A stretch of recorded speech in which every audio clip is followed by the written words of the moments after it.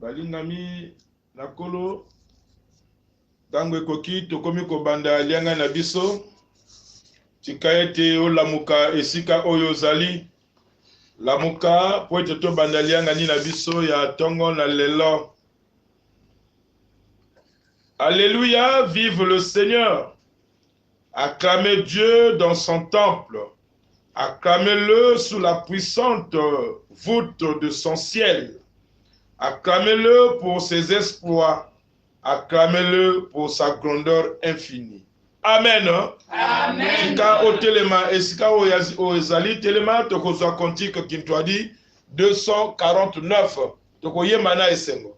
Kanini eto waiza muti wa mona zifati za batu bati ene komono imutu wati kani watoba monu e watoba ngabe to kweto watoba ngabe to kweto ene komono imutu wati kani watoba monu e watoba ngabe to kweto watoba ngabe to kweto ene komono imutu wati kani watoba monu kani nizu wayenda kusi wapila masomo makatu babi ene komono imutu wati kani wapila monu e wapila ngabe to kweto wapila ngabe to kweto ene komono imutu wati kani wapila monu e wapila ngabe to kweto wapila ngabe to kweto ene komono imutu wati kani wapila monu kani nizu wayenda kwasi upila amono tutila jite ene komono imutu wati kani wapila monu e wapila ngabe to kweto wapila ngabe to kweto ene komono imutu wati kani wapila monu e wapila ngabe to kweto wapila ngabe to kweto ene komono imutu wati kani wapila monu isupitana upita basi tukala ene tunamagabe ene komono imutu wati kani wanata monu e wanata ngabe to kweto wanata ngabe to kweto ene komono imutu wati kani wanata monu e wanata ngabe to kweto wanata ngabe to kweto ene komono imutu wati kani wanata monu. Tika ete bovanda bisika obino bozwami na tango oyo boye tokobondela nzambe na bolingo nzambe na ngoya totondi pe topamboli bonene na yo po ete tango nyonso osalaka bikamuseli na kati na bana na nzambe tolali lokola bawei pe opesi pema na bomoi na pamba ete tongo na lelo tosepela kati na yo na yango nzambe tobondeli yo na kombo na Kristo ete yo pambola liyanga ni oyo boye yo zala moto liboso pe moto asuka banzembo tokoyemba mabondeli tokosala yawe liloba na nzambe o tokoyoka nyonso bobele ekambamba na molimo mosantu. Seigneur, soki epesamelaki yo kobomba mabe tolinga kobika te kotala te biyuto bizaleli tikete na mawana yo oyo talisi na ngomba na Golgota yo limbisa, yo petola, yo sokola, pe yo bulisa, ete liangani oboye, tozola yango litomba. Matondi, poto lingi biso, komo na yo ezwa lokumu, banda lelo, tino, bamvula na komo na Kristo, kolo pe mobikisi na biso. Amen.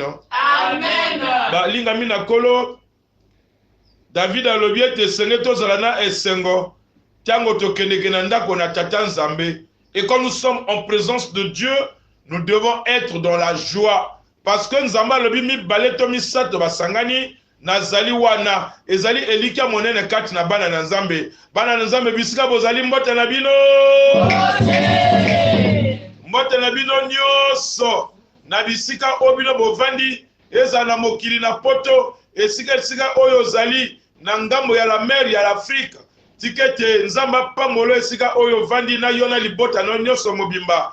Biso ope toza na kati na Afrika awa, bisika ni bisika oto zali, to na kati mema Congo Brazzaville, place ni place oyo zali, yaka malamu, Nzamba pambola yo, esika oyo zali, parce que yebi yo bien. Maloba na Nzambe lebete notre Dieu est omniprésent, et akota la biso bisika nyoso pa zali pe bisika nyoso. Tika ete Nzambe apambola yo, pe azala na yo elongo na lingyo telema. Esika oyo zali pona kotalisa esengo na yo epai na Nzambe, tala ndeko na yo pesa ye sourire, ezali mbote monene osili kopesa ye.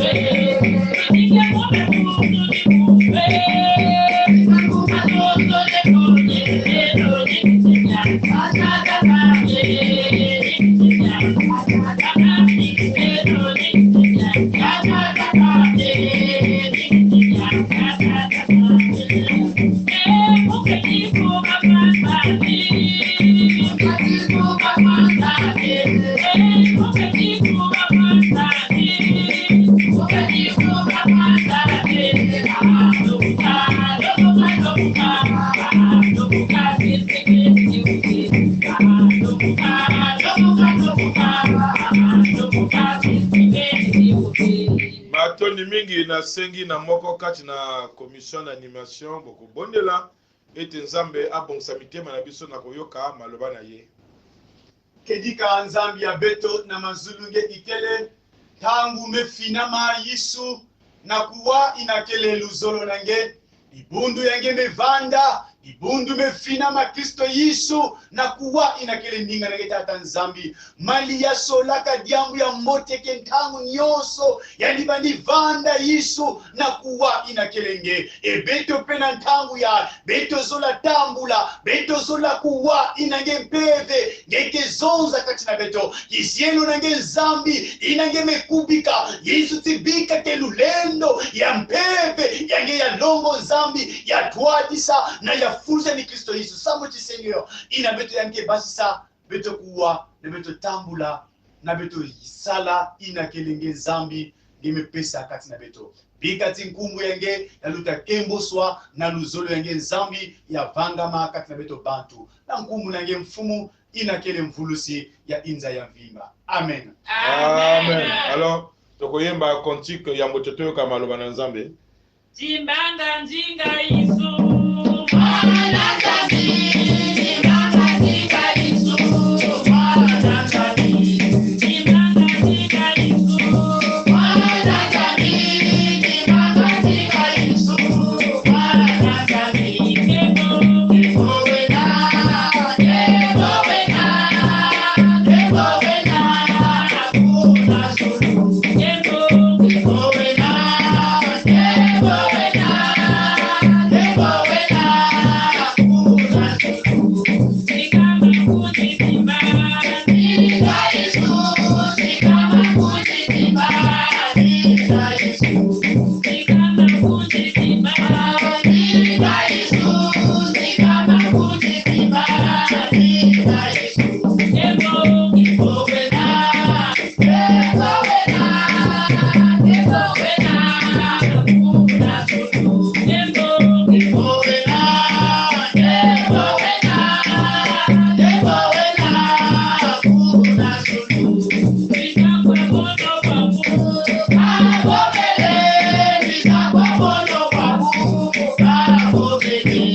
Bisakwa moto wangu, kabobele. Bisakwa moto wangu, kabobele.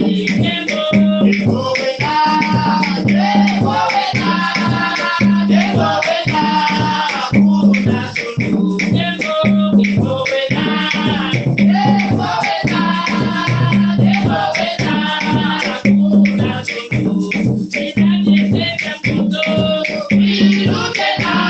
Sitajeteka mtoto, niruke na. Sitajeteka mtoto, niruke na. Sitajeteka mtoto, niruke na. Kebo, kebo wena, kebo wena, kebo wena, hakuna suluhu. Kebo, kebo wena, kebo wena, kebo wena, hakuna suluhu. Tala kwinuka kwila, keuleka yo. Tala kwinuka kwila, keuleka yo. Tala kwinuka kwila, keuleka yo. Tala kwinuka kwila, keuleka yo. Kebo, kebo wena, kebo wena, kebo wena, hakuna suluhu. Kebo, kebo wena, kebo wena, kebo wena, hakuna suluhu. Balinga mina kolo tokozwa ba Bible na biso na tango oyo pona kotanga makomami ya tongo na lelo. Maloba na Nzambe oyo tokotanga eza na mokanda ya Colossiens au chapitre 1, les versets 24 jusqu'à 29. Colossiens chapitre 1, 24 à 29, lisons au nom du Seigneur. Maintenant, je me réjouis des souffrances que j'éprouve pour vous, car en ma personne, je complète ainsi ce qui manque encore aux souffrances du Christ pour son corps, qui est l'Église. Je suis devenu serviteur de l'Église, conformément à la mission que Dieu m'a confiée à votre égard. Il m'a chargé d'annoncer pleinement son message, c'est-à-dire le plan secret qu'il a tenu caché depuis toujours à toute l'humanité, mais qu'il a révélé maintenant aux croyants. Car Dieu a voulu leur faire connaître ce plan secret si riche et si magnifique, élaboré en faveur de tous les peuples. Et voici ce secret, le Christ en vous, et il vous donne l'assurance que vous aurez part à la gloire de Dieu. Ainsi, nous annonçons le Christ à tout être humain, nous avertissons et instruisons chacun avec toute la sagesse possible, afin de rendre chacun spirituellement adulte dans l'union avec le Christ. À cet effet, je travaille et lutte avec la force qui vient de Christ et qui agit en moi avec puissance. Amen. Amen.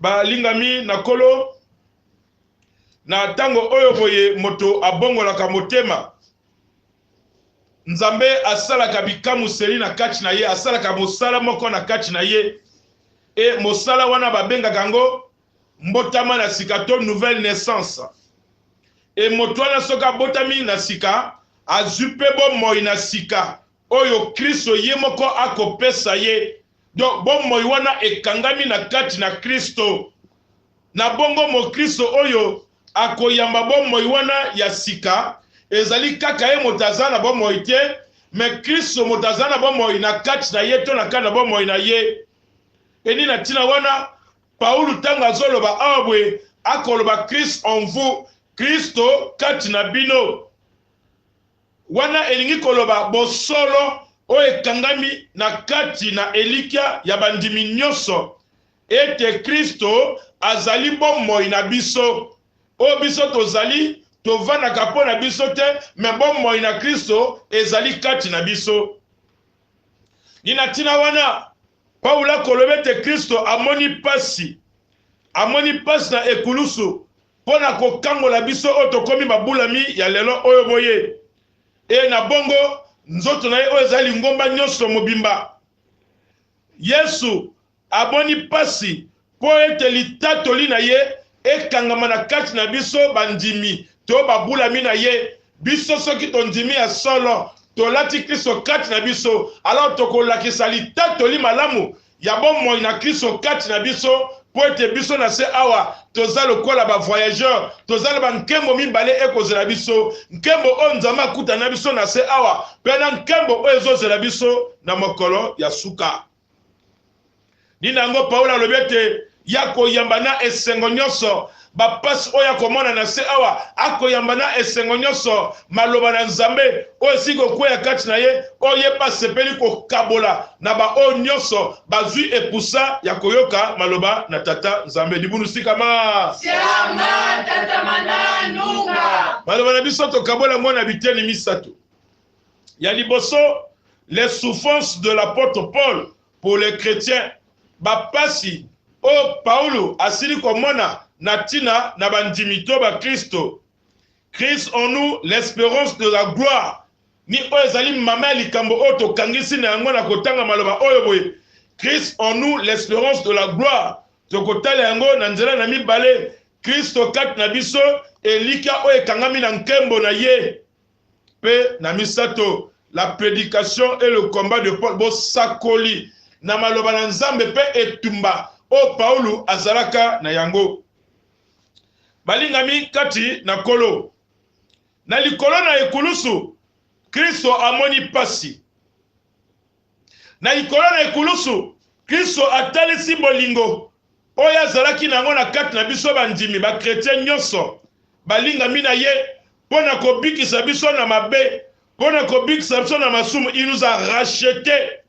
na mabe nyonso wana ni mosala oyo molimo na Kristo esali wana mosala oyo pasi o nzoto na Kristo emoni molimo na ye esufri nzoto emoni pasi pona kobotisa mbuma ya nkembo na kati na bana na nzambe bien aimé nango na verset 4 Paul akoloba maintenant na tango oyo boye oyo tokomi na yango na tango na ngolu oyo boye oyo molimo akosala na kati na bandimi nyonso Paulo akotalisa bapasi to bolingo oyo nzambe akolakisa na ye na nzela na bapasi wana pe na kati na mosala oyo asili kondima lokola Kristo nyonso oyo andimi mosala na nzambe Kristo nyonso oyo andimi Yesu na kati na bomoi na ye yebaka ete etumbe kozala etumango ezali bepreuve etumango ezali batentation etumango ezali basouffrance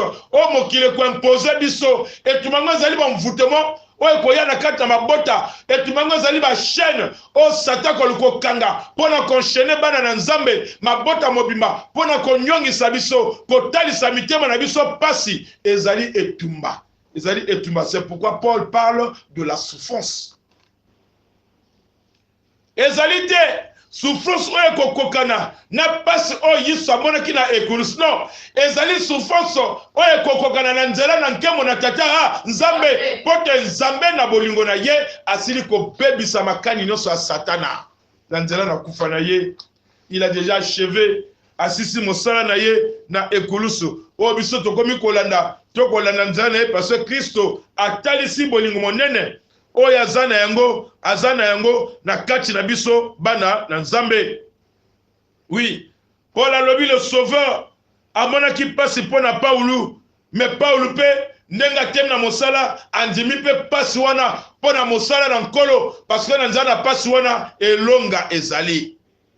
Bien aimé, na yango Kristo akoloba ete celui qui ne se charge pas de sa croix et ne me suit pas n'est pas digne de moi. Oh nyonso azali mwana na nzambe amemaka ekulusu na ye amema ekulusu mpona kolanda Yesu Kristo Masiya. Ekulusu ezali symbole ya humilité, ekulusu ezali symbole ya basouffrance tokomona awa boye, mais les souffrances en aucun cas ekodomine bomoi na biso parce que azali kati na biso azali plus que vainqueur.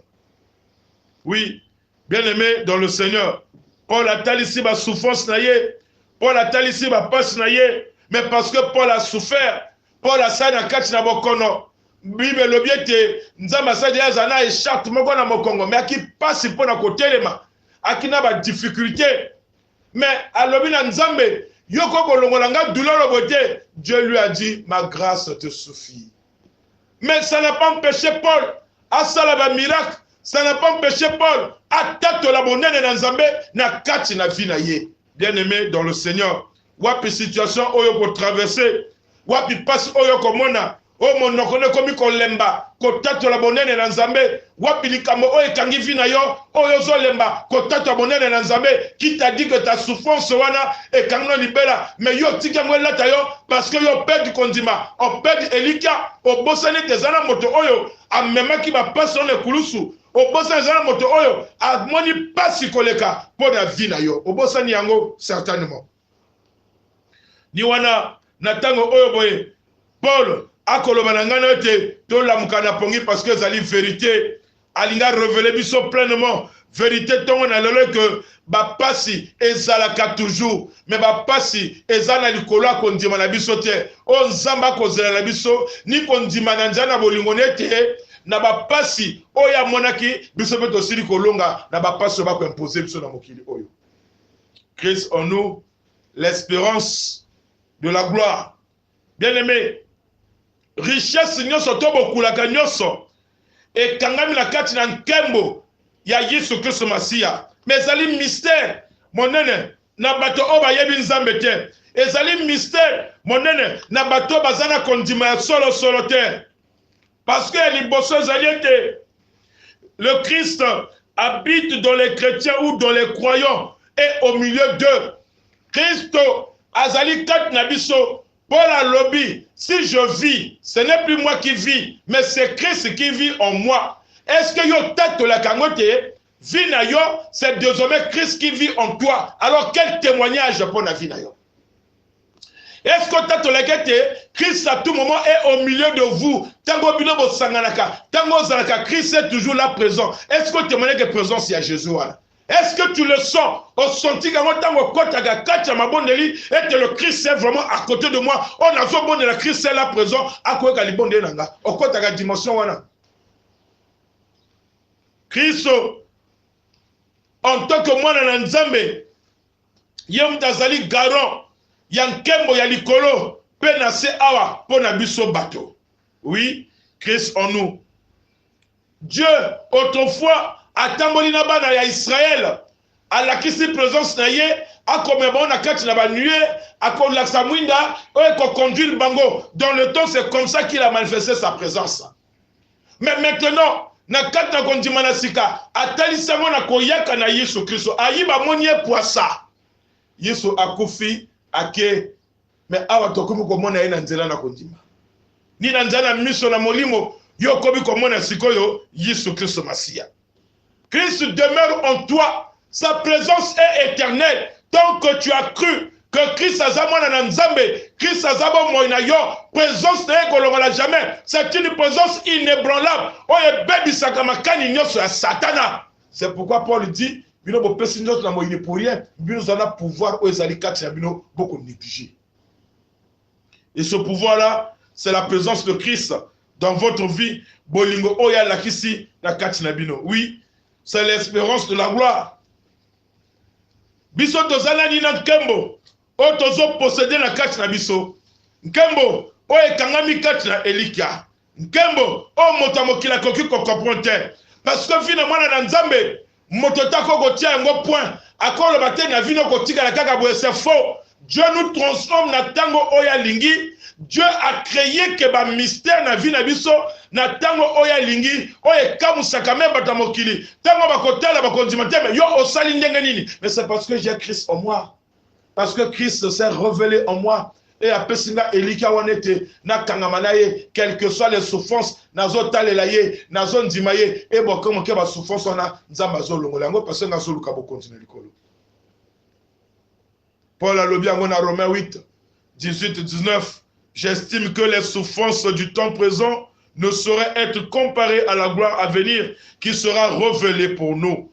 Aussi la création attend-elle avec ardent désir la révélation des fils de Dieu. Bien-aimés dans le Seigneur, nous devons nous tenir fermes. Et Seigneur Kangama, Misonabiso etala elonga, les yeux rivés sur la victoire. Nous devons proclamer la victoire finale. Oezo banana se awa, kino koma biso na lola. Ete mokili oyo boye, nzambe motazo kamba yango, nzambe likolo na nyoso, esenga to ebango, toko subir ba épreuve, toko subir ba souffrance, toko subir ba kabana ndenge na ninge, bako maltraiter ba orphelin, bako maltraiter ba veuve, bako talisa bango pasi, mais kemo na bango kozala koleka, parce que Christ azali kati na bango, ba perdre espoir te, elika ezali, tango kokoma, toko kota kati na nkemo wana na bosolo nyoso, même bato sengeli ba kamwa, ete tozali solo bana na tata nzambe esengeli bakamwa bamona yango. Bien-aimé dans le Seigneur, prédication na combat ya Paul. Oui, Paul annonçait Christ. Ala ko tatola Christo. Sebo moni li tatoli na Paul. Prédication na yetu akoloba kaka na Christo oya kufi pe asekwi ye oyo asako bonga na motema na nzela ya Damasco. Boyebi histoire ya Paul bien. Acte 9, Bogotanga verset 20, kino verset 22. Message ya Paul, akopesa na moto nyoso, ozala mwasi, to mobali, ozali awanase, yudayo ou pas. Paul akotatola, te Christ azali bomoy, na kati na bato nyoso. Bien-aimé dans le Seigneur, Paul akotatola Christo, pote elika nyose kangami na ye, Nzamba lobi apesi bokondi ya likolo na ya se na maboko na Kristo. Et Paul akotatola ye croyant nyonso o azali parfait, croyant nyonso o yati Elikia et pa na Nzambe akoprogresser na koyeba Kristo azali nani na kata bongo na ye. Mon Kristo o ya sambelaka alobi azali chrétien soki na kinzambe na yo oyebi Kristo azali nani mpo na yo te kinzambe na kozala pambo kotatone parce que fondement ekozala te. Et Seigneur, que yo croite na kati ya connaissance ya Jésus qui est Christ pour toi. Christ asaki neni pona yo obika. Wobi ba passe oya mona ki pona yo. Soki okangami na mona motema na yo, osimi yango, tu sauras que Christ est qui pour toi. En ce moment-là, tu crois, oko croite na kati ya connaissance ya Jésus.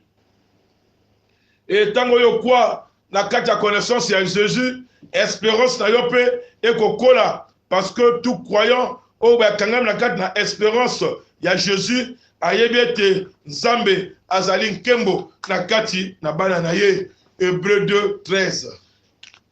Bien-aimé dans le Seigneur, et Seigneur totelema ndenge Paul akoloba c'est un combat. Et Seigneur totelema na kobunda nous devons combattre avec ardeur. Et Seigneur Bunda, na kobe vie, ça s'arrache. Vie, ezali etumba. Bénédiction, ça s'arrache. Ezali etumba. La guérison, ça s'arrache. Ezali etumba. La pauvreté, okoko mwangisengo, pona kozong sabo bien. Ezali etumba. Les chaînes, oba kangio, ekoko katana, nanzana etumba. Envoûtement libota na yo, eko katana, nanzana ya etumba. Soki ba oyo, ba bloka libota na yo, na oyo tali mabala, na oyo tali mosala, ezali etumba. Paula lobi c'est un combat, et sengeli yo tele bo bunde etumba wana. Moko bunango na losambo, makela na yiso golong sayo, parce que Christ est en toi. L'espérance yanke moya tata, nzambe, yo kobika pa kokende liboso bien aimé dans le Seigneur.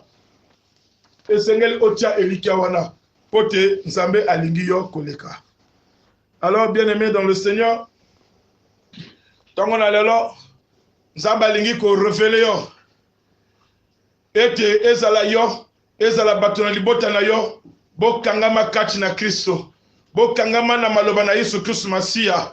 Bo sala kati na elikia na Kristo. Bo kangama na ye quelle que soit ba tribulation, obino bo komona na kati ya libota na bino, to na kati ba mo na yo, kotika te kozonga simate, ndima na bosolo nyoso, ete Kristo azali nkolo, yo komona nkemo na ye, pe okotato la solo, bondene na tata nzambe na kati ya vi na yo. Nzamba pambola yo, pe pambola maloba na ye. Amen. Amen.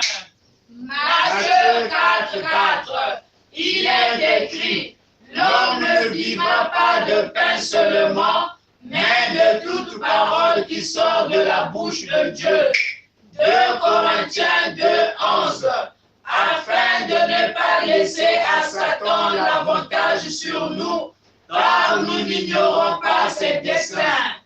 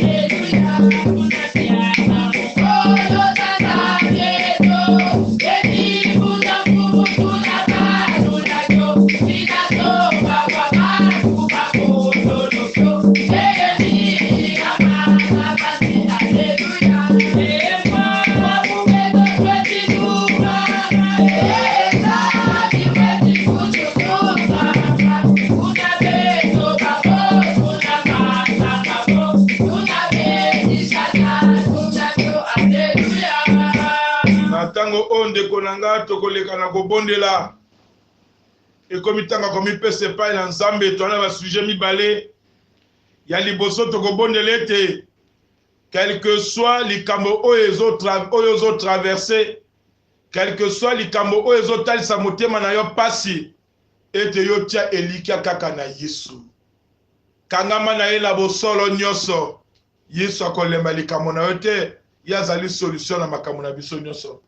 Moko na animation okobonda pona likambo wana, ete biso to kangama, quel que soit pas tozana yango, totala kaka Yesu Kristo Masia. Matondo tata nzambi betika na kutatamana kuvutula na ntarisi ya ngeina bantangu nyoso tata nzambi ngeke na kususumuna beto tata betika na kutonda ngena babilekola yayi na beto mosi betika kulenda ve tata nzambi unabika ngefilisa mpeve yange ndongo ya kufuluza mosi na beto peve yange ndongo ya kutwadisa beto peve yange ndongo tata nzambi ya kuzwa bizitu nyoso inakana kukwamisa babani abantu tata nzambi na bilokola yayi batula kutambula ndandu nina yina Yesu kubikila beto bamambu nyoso pulika batu kununga tata nzambi na bamvita yayi mutantu bekutelemisa na kuzezisa beto babiminu na bapipa tata nzambi beto bayakaka beto na kulenda ve beto na kulala ve metata nzambi kuisa kunwana kuisa tata nzambi kubika beto bempeve yange ndongo kaka beto na kulomba bantangu nyoso na kutwalisa beto matondo tata nzambi kivuvu ya beto na kimini ikele tingeka kubika beto ve na mpamba venge mekupesa beto babilokola yayi buna lulendo ya mpeve ya ndongo bantangu nyoso beto na kulomba kuvanda kintwali na katikati ya babilokola ya beto bieka beto ndongo mutindu kele zola na levo yange amen Amen. Non na kosenga na yo na ngolu na nzambe sika oyo zali apona poso zali soko kofuka mafukama to sambela meno lisusu pona yo na tina na likambo makambo ndenge na ndenge zo traverser bo mo ina bana na nzambe to pesa ngwe pa na yawe talela likambo no wana malamu pe présentant ngwe pa na nzambe ne soit pas évasif ko la makambo belete ina makambo no ezali belé loba moko nzambe so apese ya no minge ko bonga nzamba yeba ko batela yo tika to bonde yawe tala tango malamu oyo pesi biso koyoka maloba na yo pe na litatoli na yo Seigneur tala bana no bafukami na liboso na ekolusi na yo na kotala makambo bango bazo traverser mingi bakenda retraite batia bapapier bamvule comme ebele bazwaka jamais retraite bakolela na pasi Seigneur c'est comme si basali ya pamba yawe mingi bana mokila bopaya batia bapapier bazwa bavoka me kaka manyongi na manyongi Seigneur yo zali wapi tala bapasi yo moni pona biso to beleli yo nzambe na nguya ete na bolingo na yo yo kita na bosolo nyoso yo bebisa makani ya satana soki eza na bato bakanga mitema na bango ete bana na nzambe babonga te na kombo na Kristo makolo wana nyoso efongwama au nom de Jésus soki eza na mabota o bakanga babana na bango ete bana babala te batronzo bana basi ya famille bakoma babasi na bango ya butu pona kotia bango botutu ete nzambe bango baparvenir te au nom de Jésus to bebisi yango nyoso tikete na kombo na Kristo nyoso wana ebebisama na kombo na Kristo nyoso wana ebebisama to proclamer victoire ete Satan abanda ko libérer abanda ko libérer abanda ko libérer abanda ko libérer abanda ko libérer abanda ko libérer au nom de Jésus banzoto nyoso ya bana na nzambe tika ba obe Seigneur bateka mombongo soki Satan koti na kati yo bebisa makanisa mabe wana olongola ba blocage na kati ya via bana na nzambe ezala ba oba kene le corps na ba oba teka na ba oba kene mosala bo basala misala ndenge na ndenge bisika bazali Seigneur yo pambola misala na bango talisa bango bonene na yo talisa bango bolimbo na yo poto zali nzambe kotika ta mwana moko te to proclamer guérison na yo na ba onyoso baza malade ba oba ko souffrir qu'elle soit naturelle maladie Seigneur yo sexo ki ba oba kufaki ata malade moko te résister que yo Seigneur parce que tondami na nguya pe na ngolu salela yango to mona pe yango parce que tu es un Dieu de miracle tu n'as point changé tu es le même hier aujourd'hui et éternellement Seigneur na tondi yo na kumbisho na bolingo na yo zo lo kumu na komo na Kristo kolope mopikisi na biso amen Amen. tolingi kozongisa biso nyonso matondi bozala na Océanie na Amérique na France na Asie kuna bisika na esika oyo bino bozali no na Australie kuna na Afrika nyonso mobimba bamboka oyo biso tozali tika ete nzambe aleka na kozwa lokumu na kotala ndenge liyangani oyo boye esili koleka matondi pe na komite ya animation nzamba continue kopambola bino kosunga bino na mosala makasi oyo bokosala toli koloba ete bokangama toujours kaka na elikia epai na nzambe ne soyez jamais déçus parce que Dieu ne déçoit jamais Tout ce qui nous arrive, rien ne peut nous arriver sans que nous ayons aïeba. Ce qui a permis, c'est que la solution est quelque part. Et ça dit, nous là pour ça, pour qu'on confronte l'adversaire, sans qu'on se rende compte. Doit imaginer à Joseph. Joseph a traversé ma difficulté. Personne ne savait que Joseph a Ngabika. Même il y a encore espoir de Silaki. Mais Tango Yaki, jusqu'à ce cas de la prison, nommé directement gouverneur, il ne s'attendait pas. Élévation Yakakananza, mes bien-aimés. Kangama, Katina Elika, Wana. Nango, Tolingi, Natango Oyoko Bonde, Kosala, Amen Muzulu, Amen Vanti, après Tokangi. Amen Muzulu, Amen Vanti, Amen Moïse, Amen Moussima,